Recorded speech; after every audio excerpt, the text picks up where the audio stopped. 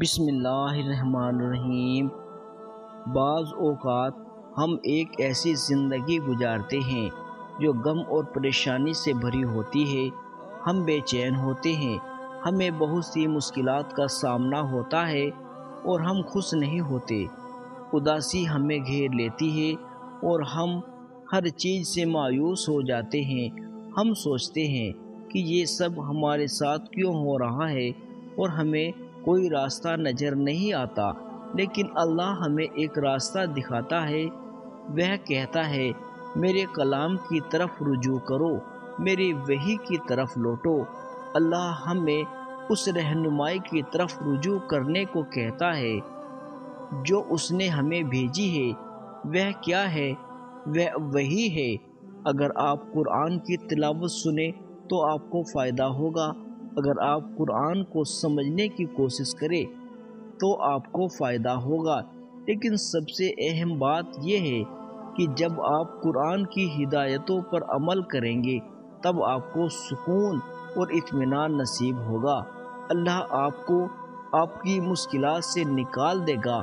آپ سمجھنے لگیں گے، اگر میری زندگی میں کچھ چیزیں موجود نہیں ہیں تب بھی میں مطمئن ہوں، کیونکہ وہ اللہ کی مرضی ہے۔ آپ اپنی مشکلات کے ساتھ جینا سیکھ جائیں گے۔ آپ یہ سمجھنے اور محسوس کرنے لگیں گے، صبر کے بدلے اللہ نے آپ کے لیے جو انعام رکھا ہے وہ بہت عظیم ہے۔ بہت سی چیزیں ہیں ہمارے اختیار میں نہیں ہوتی، اور کچھ چیزیں ایسی نہیں ہوتی جنہیں اللہ نے ہمارے اختیار میں ایک حد تک دیا ہے۔ ابھی میں آپ سے بات کر رہا ہوں، یہ بھی اللہ کی اجازت سے ہو رہی ہے۔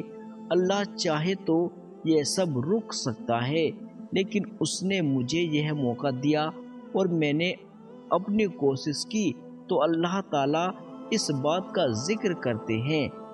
کیوں کبھی کبھار لوگوں کی زندگی اتنی تنگ ہو جاتی ہے کہ وہ محسوس کرتے ہیں جیسے سب کچھ ختم ہو گیا۔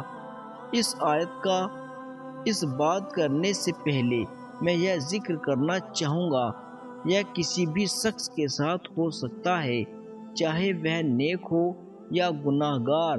غمگین ہونا کسی بھی طرح ایمان کی کمی کو ظاہر نہیں کرتا، لیکن بعض اوقات یہ غم ایک حد سے تجاوز کر جاتا ہے۔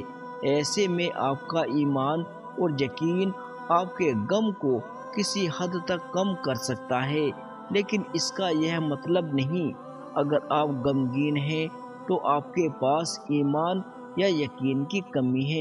اللہ تعالیٰ سورہ طٰہٰ کی آیت نمبر 124 میں ان لوگوں کا ذکر کرتے ہیں جو وحی سے منہ موڑ لیتے ہیں، جو نصیحت قبول نہیں کرتے اور جو اللہ کے ذکر سے دور ہو جاتے ہیں۔ اللہ فرماتا ہے کہ جو کوئی میرے ذکر سے روگردانی کرے گا اس کی زندگی تنگ ہو جائے گی۔ یہاں لفظ ضنک استعمال کیا گیا ہے۔ یہ ایک تنگ، افسردہ اور انتہا تکلیف دہ زندگی کی عکاسی کرتا ہے۔ یہاں تک کہ اگر کسی کے پاس دنیا کی تمام نعمتیں ہوں پھر بھی وہ مطمئن نہیں ہوگا۔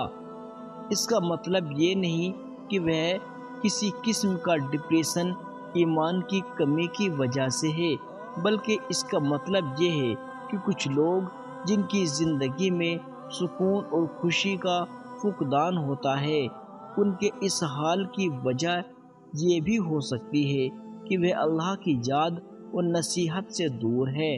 قرآن یہ نہیں کہتا کہ جو غمگین ہے وہ نصیحت سے دور ہے، لیکن یہ ضرور کہتا ہے جو نصیحت سے منہ موڑے ہوئے ہے وہ سکون اور خوشی سے محروم رہے گا۔ وہ بہت نازک مسئلہ ہے، کیونکہ کچھ لوگ اسے غلط سمجھ لیتے ہیں اور کہتے ہیں او تم افسردہ ہو کیونکہ تمہارا ایمان کمزور ہے، لیکن ایسا ہمیشہ ضروری نہیں ہوتا۔ لوگوں کو ذہنی صحت کے مسائل اس لیے نہیں ہوتے کہ ان کا ایمان کمزور ہے، یا کبھی کبھی صرف انسانی مسئلہ ہوتا ہے۔ زندگی میں بہت زیادہ دباؤ ہو سکتا ہے یا کوئی مشکل حالات پیش آ سکتے ہیں یا کچھ اور مسئلہ ہو سکتا ہے، ان سب کے لیے ماہرین سے مدد لینا ضروری ہوتا ہے۔ ساتھ ہی دین کی سمجھ رکھنا یہ بات بتا سکتے ہیں کہ ہمیں اپنے روحانی حالات پر بھی توجہ دینی چاہیے، کیونکہ بعض اوقات ہماری بے سکونی کی وجہ یہ بھی ہو سکتی ہے کہ ہم نے اللہ سے منہ موڑ لیا ہے۔ ایسا ہو سکتا ہے یہی وجہ ہے کہ جب لوگ اسلام قبول کرتے ہیں تو وہ سکون ملتا ہے، وہ خوشی محسوس کرتے ہیں، حالانکہ ان کے پاس پہلے ہر طرح کی آزادی تھی، وہ جو چاہے کرے۔ انہیں خود کو ٹیٹو سے بھر لیا، شراب پیتے تھے، کلبوں میں جاتے تھے، ان کے لیے حرام اور حلال کی کوئی پرواہ نہیں ہوتی تھی، لیکن اس سب کے باوجود وہ خوش نہیں تھے، ان کی زندگی میں حقیقی سکون نہیں تھا۔ اللہ فرماتا ہے، اپنی زندگی کو اللہ کے حکم کے مطابق گزارو، اپنے خالق کے احکام کی پیروی کرو، اس سے تمہیں ان سب مسائل کا حل ملے گا۔ اگر تم مومن ہو تو وہی کرو جو اللہ کو خوش کرے، تو تمہیں سکون حاصل ہوگا۔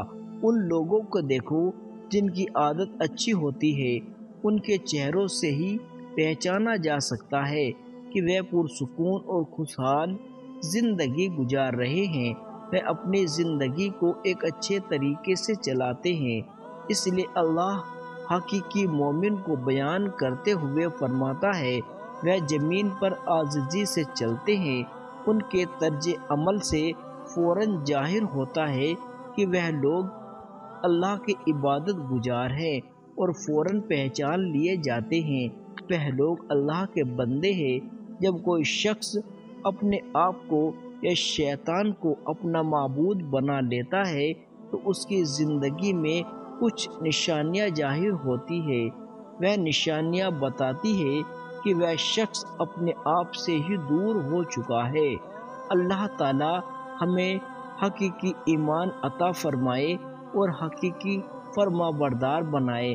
قرآن پاک میں اللہ فرماتا ہے کہ جو شخص ہماری وحی سے منہ موڑتا ہے اس کی دنیاوی زندگی تنگ اور بے سکون ہو جاتی ہے۔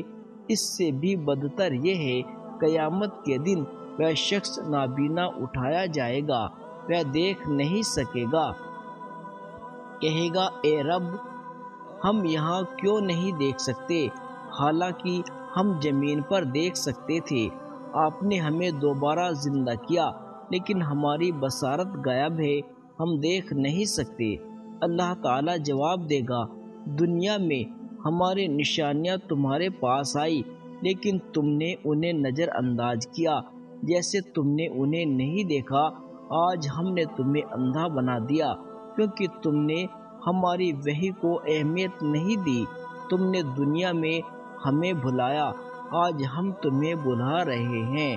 جب کوئی شخص اللہ کے ذکر سے منہ موڑتا ہے، سورہ طٰہٰ کی اس آیت میں دو باتیں ذکر کی گئی ہے جن سے وہ شخص دوچار ہوتا ہے۔ دنیا میں اس کی زندگی بے سکون ہو جائے گی، جیسے ہر طرف تنگی ہو، آخرت میں وہ نابینا اٹھایا جائے گا، کیونکہ اس نے دنیا میں اللہ کی نشانیوں کو نظر انداز کیا۔ وہ اسے دیکھتا تھا، پڑھتا تھا، سنتا تھا، سمجھتا تھا، لیکن پھر بھی اس سے منہ موڑ لیتا تھا۔ اگر ایسا ہے تو اللہ تعالیٰ فرماتا ہے، ہم تمہیں نابینا اٹھائیں گے۔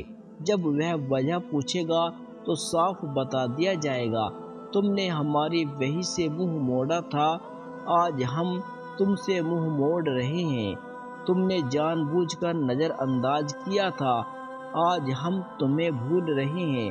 اللہ تعالیٰ ہمیں معاف کرے، ہمیں ان لوگوں میں شامل نہ کرے جو اللہ کی ہدایت سے اور ذکر سے منہ موڑتے ہیں۔ اللہ ہمیں ہدایت پر چلنے کی توفیق دے اور ہماری زندگی کو سکون اور برکات سے بھر دے، آمین۔ پیارے دوستو، ویڈیو کو لائک کر کے چینل کو سبسکرائب کر دیجیے گا اور ایک پیارا سا کمنٹ ضرور کیجیے گا۔ ملتے ہیں اگلی ویڈیو میں۔ خدا حافظ۔